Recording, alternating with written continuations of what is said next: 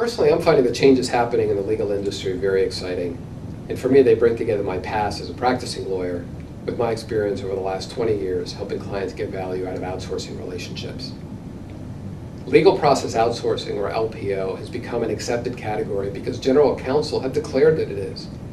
And by voting with your feet and your budgets, general counsel have been very persuasive. As GCs have started applying sourcing and procurement strategies to legal spend, it's been interesting to see how the use of LPO has evolved across a few categories.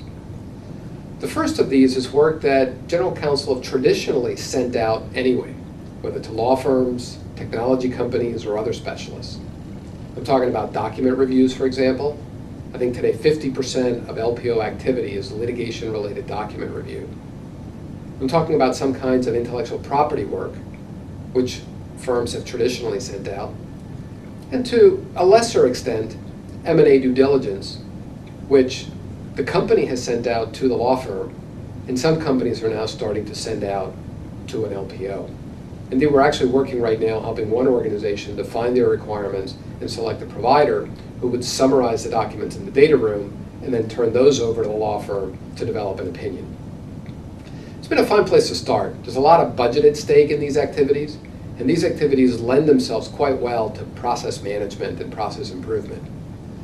From the in-house perspective, outsourcing these things doesn't bring any of the usual baggage associated with outsourcing. The work has always been done outside, and the only change is who's doing the work. From the standpoint of the company, they benefit by reducing some of their external spend. And the biggest impact really has been on the law firms, who are losing billable hours, and they've had to take on new risks and obligations in order to integrate with LPO providers.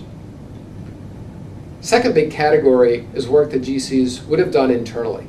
For example, reviewing and managing contracts, which can be handed off to a third party. Some simple contract negotiation and redlining, which, if you develop a playbook, can also be delegated. And some administrative aspects of corporate and compliance work. For this kind of work, the impact on the law firm is negligible. The GCs get to decide what they're willing to delegate. They get to define their requirements and work out the handoffs with the LPO. The benefit for the GCs is they can free up time from their own people and then decide whether to use that freed up time to reduce headcount or to refocus time onto higher value activities, which can be especially good for department morale. For LPO providers, this kind of work can be very attractive. It's less transactional, it's more recurring, and if done well, they can become an extension of the in-house counsel's office. The third category where we're starting to see today is really where the frontier lies. Work that is not getting done at all because it would be too expensive to be done by lawyers, whether in-house or outside. For example, reviewing ad copy for truth in lending violations, or developing operational abstracts of contracts and lending docs beyond what would be necessary for due diligence, but to address for what is needed for post-merger integration. Providing business units with on-demand research on compliance obligations in different jurisdictions they might consider entering into. And doing more than just some limited sampling of customer contracts or licenses in an M&A review. The point here is to reframe the risk management effort. GCs are going to be able to move from a triage mode, which risks can we afford to manage actively, to strategic sourcing, something perhaps more suited in today's highly regulated and complex environment. The question is how GCs can leverage automation, lower cost resources, and good process skills to get better compliance and to help the business make better choices about managing risk. Now, if cost cutting is at the top of your agenda, then by all means you need to start there.